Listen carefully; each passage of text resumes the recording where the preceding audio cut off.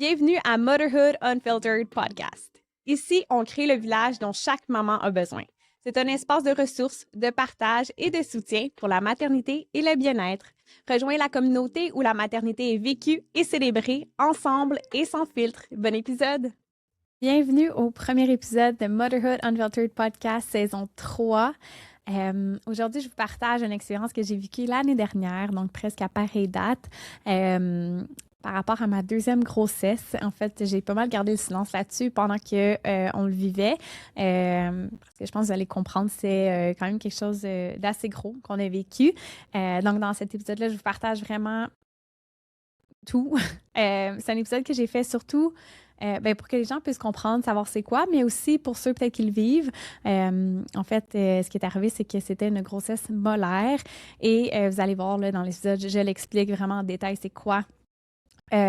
J'ai mentionné vraiment tout, en fait, pour que si quelqu'un passe à travers ça, il puisse avoir un repère, en fait, parce que quand moi, je passais au travers de ça, j'étais vraiment dans le néant.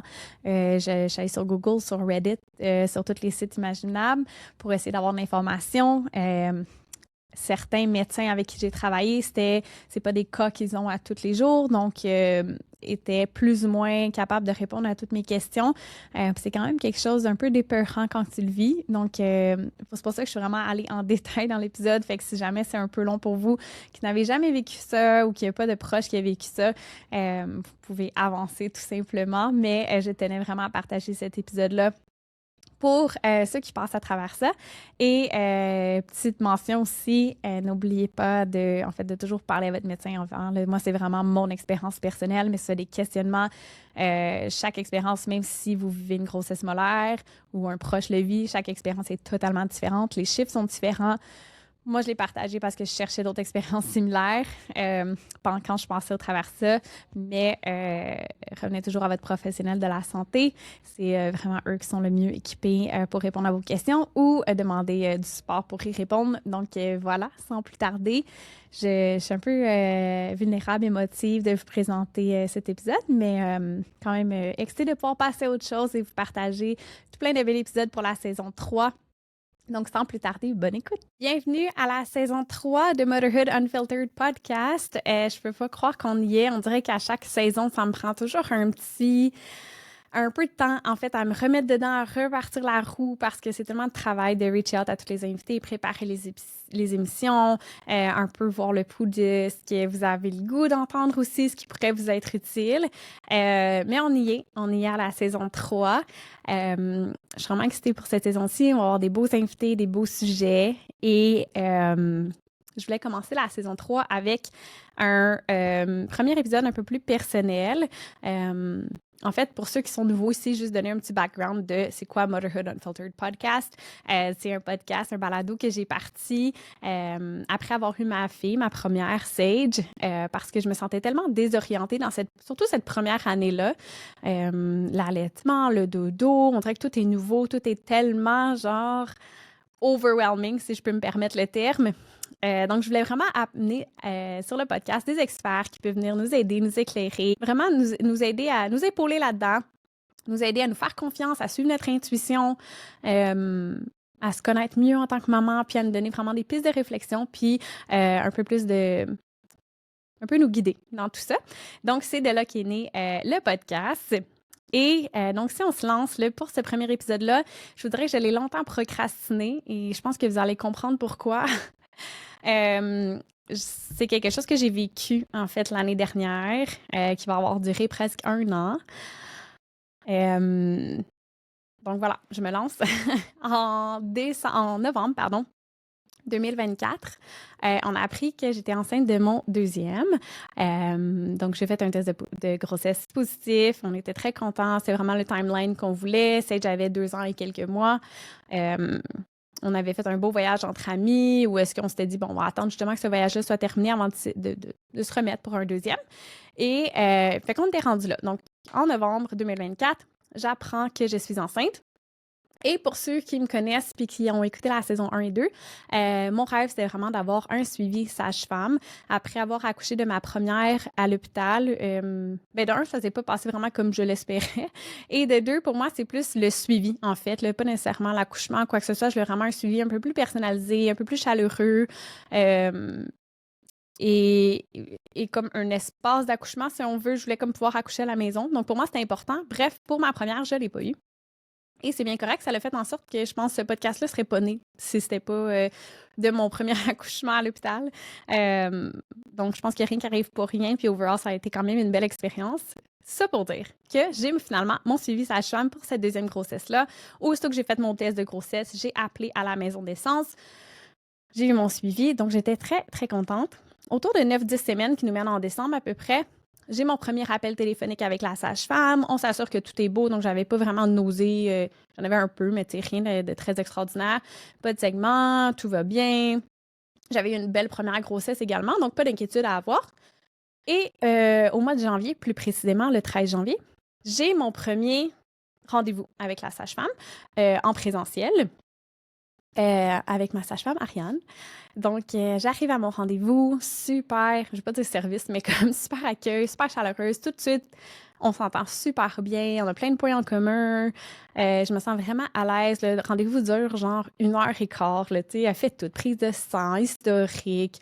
Elle parle... Le suivi est incroyable. Puis je pourrais en reparler dans un autre épisode, si vous voulez.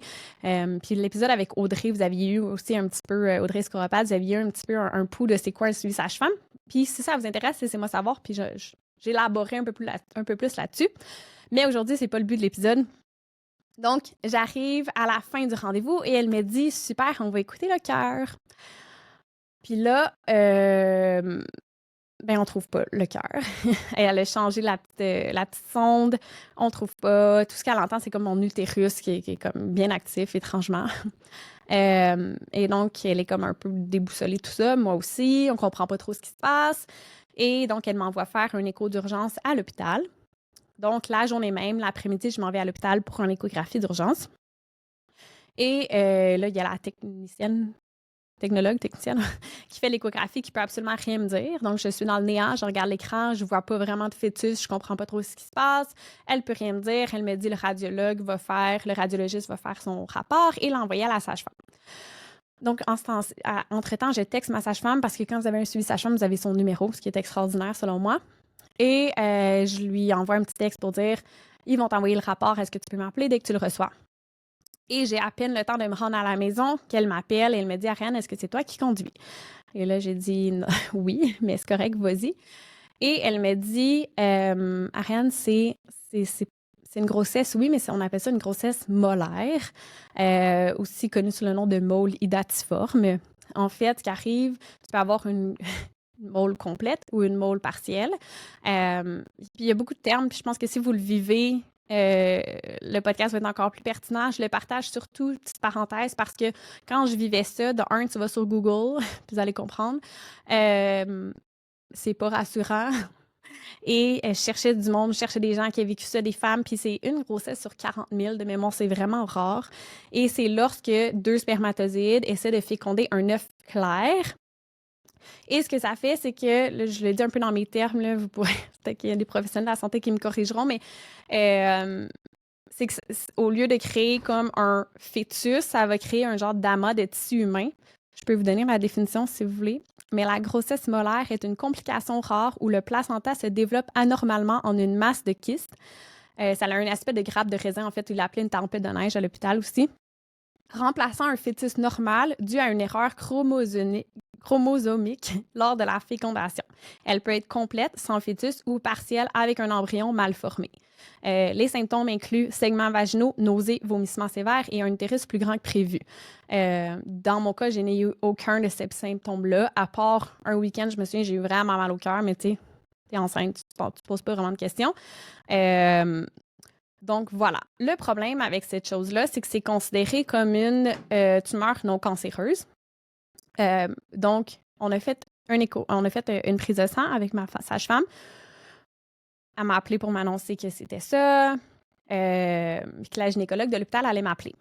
Donc là, je reste un peu comme sans réponse. Qu'est-ce qu'on fait avec ça? Ça part tout seul? Faut-tu un curetage, etc. Donc le lendemain, ça, c'était le 13 janvier. Le 14 janvier, l'hôpital m'appelle pour me dire: oui, je viens de voir ton dossier, c'est une infirmière super gentille. Je viens de voir ton dossier, mange plus, viens-t'en. Ça se peut qu'on fasse le curetage aujourd'hui, donc tu dois être à jeun. Puis viens à l'hôpital, on va faire prise de sang, tu vas rencontrer la gynécologue. Donc, au moins, je suis contente parce que je suis prise en charge dans tout ça. J'arrive à l'hôpital, on me barouette un peu à gauche puis à droite. Puis là, j'ai dit à l'infirmière: je peux juste savoir ce qui se passe? J'ai l'impression d'être barouettée. Je lis en ligne, on parle de tumeurs cancéreuses, non cancéreuses. Je comprends pas. Donc, elle me dit: je comprends totalement ton inquiétude. Viens-t'en avec moi, on va voir la gynécologue. Donc, la gynécologue que j'ai rencontrée, super gentille, elle m'a comme pris sous son aile, elle m'a expliqué un peu c'était quoi. Mais tu sais, même à l'hôpital, là, c'est tellement rare que, je dirais, elle était sur son téléphone à essayer de me trouver des réponses à mes questions. Elle se connaissait, mais c'est comme, ils en ont tellement jamais vu dans leur carrière, ou presque, à part les gynécologues un petit peu plus comme âgés. Que c'était difficile d'avoir des réponses claires vraiment à mes questions. Donc, on m'a annoncé que j'aurais un curetage parce que c'est pas quelque chose qui part par soi-même. Donc, la journée même. Fait que je suis retournée à la maison pour comme 2 heures. Et après, je suis allée aux chirurgies d'un jour pour faire le curetage. Pour revenir là, à la grossesse molaire, ce qu'ils vont un peu monitorer, là, dans le fond, ce qu'ils vont regarder, c'est le bêta-HCG, qui est l'hormone de grossesse. Pour vous donner une idée, moi, après ma première échographie de mémoire, elle était à 2 millions, après ma première prise de sang. Et après mon curetage, elle est descendue à 5 000. Le problème avec les grossesses molaires, c'est que, dans le fond, tu fais des prises de sang à toutes les semaines. Donc, moi, depuis le 14 janvier, j'avais des prises de sang à toutes les semaines pour s'assurer qu'après le curetage, le bêta-HCG continue de descendre. Parce qu'en fait, si le bêta-HCG stagne ou remonte, c'est ce qu'on appelle une complication qui peut, dans le fond, une complication rare, parfois cancéreuse, qui se trouve à être la maladie trophoblastique gestationnelle. Donc, c'est pour ça qu'ils s'assurent que ton bêta-HCG descend. Donc, je vais donner un peu de détails pour ceux qui le vivent, parce que moi, c'est juste ça que je cherchais. J'étais sur Reddit à essayer de trouver des réponses, des femmes qui avaient vécu ça comme moi. Puis, bref, si ça vous intéresse pas tant puis que vous l'avez pas vécu, vous pouvez skipper quelques minutes. Il n'y a pas de problème. Mais pour vous donner une idée pour ceux qui pourraient le vivre en ce moment, puis ce qui n'est pas sur les chiffres, c'est tellement différent d'une personne à l'autre, puis il peut tellement y avoir des descentes rapidement, comme des fois, ça stagne quelques semaines. Mais juste pour donner une idée, pour ceux qui seraient là-dedans, on parle des bêta-HCG. Donc, le 14 janvier, j'étais à 2 millions. Suite au curetage, j'étais à 5 000. Après ça, la semaine d'après, à 900, 700, 680, 219, 43, 41. Et là, c'est là que ça s'est commencé à se compliquer. Et après le 41, après le 10 mars, on était rendu au 10 mars. Donc, à toutes les semaines, j'allais à l'hôpital faire une prise de sang.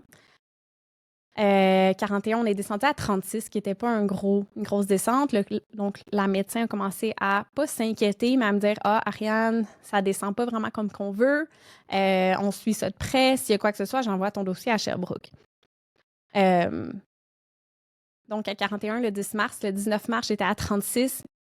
Et la semaine après, ça l'a augmenté. Donc, j'étais à 39. La semaine après, ça l'a redescendu. Donc, j'étais à 36. Et la semaine après, le 9 avril, c'est là qu'on a commencé une autre étape de tout ça. J'étais rendue à 40. Donc, mon bêta-HCG avait augmenté de 36 à 40. Puis, on pouvait voir que depuis à peu près 3 semaines, ça stagnait un petit peu. Tu sais, 36, 39, 39 et 40. Donc, à ce moment-là, la médecin, la gynécologue qui me suivait, m'a dit: Ariane, malheureusement, je vais envoyer ton dossier à Sherbrooke en oncologie.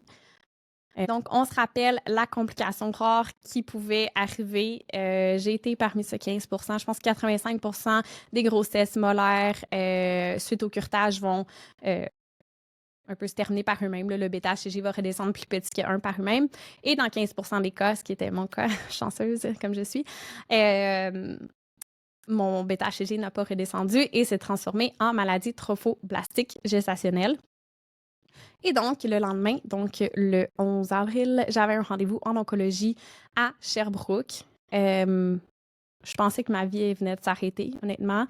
C'est comme si toute ta vie, tu te fais dire que 1 + 1 égale 2, puis que finalement, ça peut égaler 4, dans le sens où que tomber enceinte, pour moi, n'égale pas tumeur ou cancer ou quoi que ce soit.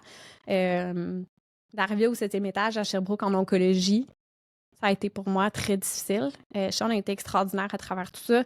Sean, c'est quelqu'un qui a un mental incroyable, puis que heureusement qu'il était là pour m'épauler puis me dire regarde en avant, ça va bien aller. We got this. Mais at the end of the day, c'est toi qui fait face à ça toute seule. Pardon. Donc, j'ai eu mon rendez-vous avec un gynécologue oncologue le 11 avril 2025. Et c'était pas le plus chaleureux. Je pense que quand tu choisis un métier comme ça, surtout avec des femmes, il faut que tu aies une certaine facilité à parler aux femmes. Mais en tout cas, lui, en fait, ce que je pense, c'est qu'ils sont tellement habitués d'annoncer des trucs comme ça ou d'en parler que pour eux, c'est devenu comme un peu plus banal. Donc, il a fait l'examen, il m'a posé des questions, puis il m'a dit, bon, ben parfait. Donc, pour traiter la maladie trophoblastique gestationnelle, ça va être 4 à 6 rounds de chimiothérapie. Et lorsqu'il a prononcé ces mots-là, mon cœur a arrêté, je me suis mis à pleurer. Une chance que Sean était avec moi parce que je serais partie en courant. D'un, vous me connaissez, les hôpitaux, c'est pas mon genre, mon vibe. Au 7e étage en oncologie, puis on me dit qu'il faut que je fasse de la chimiothérapie. Mon monde venait de s'arrêter. De un, on veut d'autres enfants, qu'est-ce que ça signifie? On a posé toutes nos questions aux médecins, on a eu des petits accrochages. Nous, on est des gens qui, souvent, vont opter pour une voie plus naturelle. Là, il n'y avait comme rien à faire, je ne pouvais pas aller vers autre chose. Donc, je me sentais vraiment mis au pied du mur dans tout ça. Ça a été vraiment difficile. Vraiment, vraiment difficile. Et il m'a dit, bon, ben parfait, j'ai prévu, tout bonnement comme ça, j'ai prévu ton premier traitement pour cet après-midi. Et là, j'ai dit, wow, minute, j'aimerais ça pouvoir penser à tout ça, prendre le week-end, c'était un vendredi. J'aimerais ça pouvoir prendre le week-end, penser à mes choses. Je voulais faire mes recherches, je voulais en parler avec Sean. Puis il m'a dit, ben pas de problème, c'est juste que plus t'attends, plus il y a de chances que ça augmente, puis plus ça va être long après ça à le traiter. J'étais très au courant de tout ça. Il était super gentil, il m'a donné son numéro de téléphone, il m'a dit si tu as des questions ce week-end, tu m'appelles et je vais y répondre. Moi, j'ai demandé à faire une dernière prise de sang parce que je voulais m'assurer qu'il n'y ait pas d'erreur médicale, que c'était vraiment le bon taux qu'il y avait aux dernières nouvelles. Donc, j'ai refait une prise de sang à l'hôpital le vendredi. Et le dimanche, il m'a envoyé un message texte pour me dire que c'était rendu à 42. Donc, ça l'avait augmenté de 2, ce qui n'est pas énorme, mais ça augmente. Donc, ça ne l'a pas stagné ou ça ne l'a pas descendu. Donc, suite à ça, on a pris la décision d'aller de l'avant avec les traitements. Je ne voyais pas d'autres options. Je voyais pas. Je suis quelqu'un qui est très, très holistique, qui va aller vraiment toujours pour la voie le plus naturelle possible. Mais là, je sentais que j'avais pas de support, j'avais pas de guide, j'avais pas rien qui me disait, OK, regarde, voici l'autre voie, voici ce que tu peux faire. C'était ça. C'était ça ma solution. Le lundi, je l'ai appelé, je lui ai posé toutes mes questions. Est-ce que je vais perdre mes cheveux? Est-ce que, ça a l'air niaiseux, mais est-ce que je peux avoir d'autres enfants? Est-ce que je peux prendre des suppléments pour m'aider? Qu'est-ce qui va m'aider à passer au travers de tout ça? Et donc, il a répondu à tout ça. Les traitements de chimiothérapie, c'était pas, comme vous voyez voir, j'ai pas vraiment perdu de cheveux là, immensément. C'était pas de la grosse chimiothérapie. Puis ça, j'aurais aimé ça qu'il me le mentionne. Puis je le mentionne pour justement s'il y a quelqu'un qui passe par là. C'était pas... en fait, c'est super simple. Excusez, on dirait que je m'en vais à gauche puis à droite. C'est que j'aurais aimé ça qu'il me le mentionne parce que je trouve que ça fait toute la différence. Et moi, je m'attendais à aller sur la chaise comme quelqu'un qui a vraiment un cancer puis de rester là pendant des heures, puis que ce soit super intense puis que je perde tous mes cheveux puis que je sois très affaiblie. Le type de chimiothérapie qu'ils utilisent pour la grossesse molaire, je crois que c'est à la discrétion du médecin, mais il y en a 2 traitements. Il y a le dactinomycine D, en fait, et il y a le méthotrexate. Le médecin que j'avais à Sherbrooke, lui, avait fait une étude sur le actinomycine D qui était très confiant que c'était le traitement à prioriser et qui avait le moins d'effets secondaires et qui était le plus efficace. Bien entendu, si y a un traitement que tu commences puis qui ne fonctionne pas, ils sont obligés de switcher à l'autre. Et je connais beaucoup... En fait, on me dit qu'il y a beaucoup de médecins qui vont pour le méthotrexate d'emblée parce que c'est une injection qu'ils peuvent faire partout. Donc, j'aurais pu le faire à l'hôpital de Granby au lieu d'aller à Sherbrooke à toutes les 2 semaines. Mais par contre, pour avoir vécu ce traitement-là puis avoir vu combien peu d'effets secondaires il y avait, je suis très contente qu'on soit allé avec le actinomycine D parce que je pouvais, même si je me déplaçais à Sherbrooke, au moins je vivais ma vie normalement, je n'étais pas affaiblie. J'ai eu peu, en fait, très peu d'effets secondaires. On pourrait y revenir, mais donc le lundi, je parle à mon médecin et je dis OK, parfait, on décide d'aller de l'avant pour les traitements. Donc, il a cédulé mon premier pour jeudi le 17 avril. Jeudi le 17 avril. J'ai redemandé une prise de sang jeudi le 17 avril pour m'assurer que tout était beau. En fait, pour m'assurer qu'il n'y avait pas d'erreur encore une fois. Et là, mon taux de bêta-HCG était à 46. Donc, on a dit OK, go, on va de l'avant. On a fait le traitement et ce que j'aurais aimé qu'ils me disent, c'est que c'est un traitement de 5 minutes. En fait, c'est une seringue qui t'injecte pendant 5 minutes avec une infirmière. L'infirmière qu'on a eue, elle était super. Tu sais, je veux dire, le personnel hospitalier, ils sont incroyables, ils sont passionnés, ils sont bons avec les gens. Fait que malgré mon... Je pense que ça m'a un peu réconcilié avec les hôpitaux dans un certain sens. J'ai pas eu le choix. Puis Sean puis moi, on s'était dit, OK, Liquid Gold, on pense c'est du Liquid Gold. C'est ça l'en yeux, mais je pense qu'on est vraiment beaucoup, beaucoup dans la visualisation. Puis je pense que ça peut aider énormément, même juste pour le mindset. On s'était dit, OK, injection Liquid Gold, Liquid Gold. Puis quand la seringue est arrivée d'Actinomycin D, la première fois, elle était couleur Liquid Gold, genre brunade gold. Fait qu'on a trouvé ça très drôle. Donc, moi qui ai pris une Advil la dernière fois en 2022, quand j'ai accouché de ma fille, je devais me claquer 4-5 pilules avant mon injection. J'avais mon injection de 5 minutes et après ça, je pouvais retourner à la maison. Donc, c'était vraiment très minime. Puis, en aucun cas, je veux comparer mon cas à quelqu'un qui vit un cancer, quoi que ce soit. C'est très différent. C'est juste que tu te retrouves un peu dans le même environnement, tu es dans l'inconnu. Tu fais face à tout ça. On t'appelle quand même, bon, Ariane, aire de traitement 2, chaise 10, puis t'es à côté de tout le monde qui a leur traitement de chimiothérapie. Pour moi, c'est très confrontant, très difficile à vivre. Donc voilà, pour revenir aux chiffres un petit peu, quand j'ai commencé mon premier traitement, j'étais à 46 de bêta-HCG. Et dans le fond, j'avais une prise de sang quand même à faire à toutes les semaines. Et à chaque 2 semaines, je retournais à l'hôpital 2 fois. Une fois pour un rendez-vous le lundi et une fois pour le traitement le jeudi. Et après mon premier traitement, je rencontre mon médecin et il me dit « Ah, ton bêta-HCG a augmenté à 58. » Je suis comme « Pardon? » D'un, mon traitement n'a pas fonctionné, je comprends pas, c'est quoi? Il me dit « Avant d'arrêter un train, on doit le ralentir. » Donc, ça se peut qu'il ralentisse, puis après ça, il descende. Et finalement, la semaine d'après, avant mon deuxième traitement, il était rendu à 12. Donc, c'était vraiment une bonne nouvelle. On était vraiment très contents. Étonnamment, entre chaque traitement, il augmentait un petit peu, puis après ça, il redescendait la semaine de l'autre traitement suivant. Donc, j'ai eu un total de 5 traitements de chimiothérapie, donc sur un total de 10 semaines.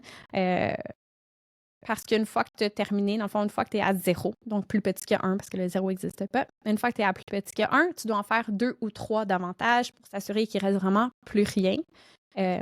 Donc, le 12 juin, j'ai finalement terminé mes traitements de chimiothérapie. Pour aborder les effets secondaires vite, en fait, la première fois que j'ai eu mon traitement, le lendemain matin ou le soir, c'est comme si je sentais le traitement dans mon corps. C'est vraiment bizarre. Est-ce que c'était juste mental? Je ne sais pas, mais je sentais descendre. Fait qu'un peu d'inconfort côté de ma mâchoire. Mais tu sais, je suis quelqu'un qui a un mode de vie très, très sain. Je mange bien, j'ai le moins de toxines possible, pas de parfum, pas de chimiques dans nos produits. Je regarde les ingrédients. Fait que je pense que en ayant un mode de vie quand même déjà sain et actif, ça l'a aidé énormément aux effets secondaires. Dans les effets secondaires que eux disent que tu peux avoir, il y a des ulcères dans la bouche, il y a des nausées, il y a de la fatigue. Des pertes de cheveux, mais en épaisseur, en fait, là, dans le sens que c'est pas comme une perte de cheveux comme quelqu'un qui ferait de la grosse chimiothérapie. Puis moi, perso, j'ai pas eu de nausées. J'ai été un petit peu plus fatiguée, mais tu sais, j'ai fait toutes mes journées avec Sage sans aucun problème. Ça l'a overall vraiment très bien été. Puis suite à la fin des traitements, j'ai commencé à perdre des cheveux en épaisseur. Mettons, je prenais ma douche, là, puis j'enlevais, là, puis ça s'enlevait comme en petit moton. Ça me fait un peu peur. Mais, tu sais, jamais quelqu'un aurait pu dire « t'as perdu des cheveux » ou quoi que ce soit. C'est vraiment juste comme l'épaisseur. Puis là, on peut le voir, ça commence tout à te repousser sur le dessus ici. On aime ça, c'est correct. Mais voilà. Donc, je pense que si jamais vous passez au travers ça, le mieux, c'est de garder un mode de vie sain et actif, de bien manger, de vraiment t'assurer que ton corps est dans le meilleur état possible pour avoir ces traitements-là. C'est pas toujours possible, mais en tout cas, de faire le mieux qu'on peut, je te dirais. Donc, voilà, j'ai eu des traitements de chimiothérapie du 17 avril au 12 juin.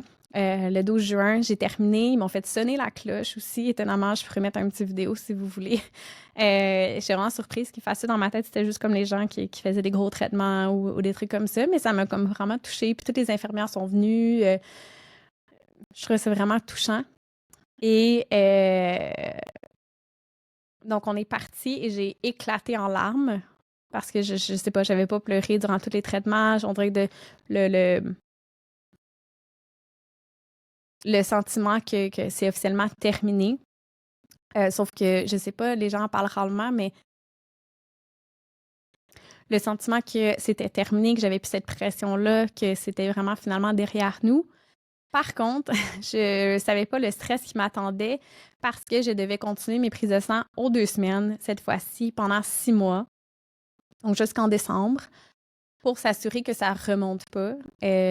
Puis la façon que c'est fait, c'est que c'est pas de nouvelles, bonne nouvelle. Donc, si t'appelles pas, tout va bien. Donc, moi, à chaque mercredi, à chaque 2 semaines, je faisais une prise de sang et j'étais méga stressée jusqu'à la semaine d'après parce que je me dis, ben, s'il y a quoi que ce soit, ils vont m'appeler en temps d'une semaine, j'imagine. J'avais ma montre parce que je courais beaucoup l'été passé. Et ma montre sonnait, tu sais, si mon téléphone sonnait, et ça me créait tellement d'anxiété que j'ai complètement retiré ma montre. Je la mettais juste pour courir. J'étais vraiment stressée, j'étais fatiguée. J'avais pas réalisé tout le stress que je vivais jusqu'à temps que je rencontre ma médecin de famille. Puis j'ai dit, je suis fatiguée, est-ce qu'on peut, tu sais, on peut-tu regarder ma thyroïde, on peut-tu regarder ma B12? J'ai demandé de faire des prises de sang pour voir un peu, ben suite à la chimiothérapie, est-ce que tous mes minéraux, mes vitamines, tout est correct? Puis elle l'a fait, puis c'était parfait, mais elle m'a rappelé, puis elle m'a dit, Ariane, elle dit, le stress que ça a sur toi, dis-toi qu'à toutes les 2 semaines, tu es ultra stressée, ultra nerveuse d'avoir un appel, qu'il y a quelque chose qui se passe. Donc, ça a un énorme impact sur ton corps. Donc, je pense que c'est normal que tu sois fatiguée. Et c'est là que j'ai réalisé en septembre, justement, en la rencontrant que, peut-être que c'est juste ça. Donc, finalement, j'ai eu un appel pour mon rendez-vous final le 25 novembre. J'ai re-rencontré mon cher docteur avec qui on avait débuté les traitements, fait les traitements. Et il m'a annoncé que j'avais le go pour retomber enceinte, pour réessayer.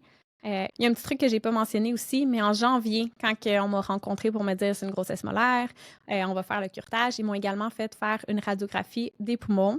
La raison pour laquelle aussi cette mole datiforme-là, c'est dangereux, cette grossesse molaire, c'est que c'est pas nécessairement contenu dans l'utérus. Ça peut se transformer en métastase dans les poumons. Donc, on avait fait une radiographie des poumons. J'avais des micronodules sur mes poumons, mais on avait fait une énorme bronchite en janvier.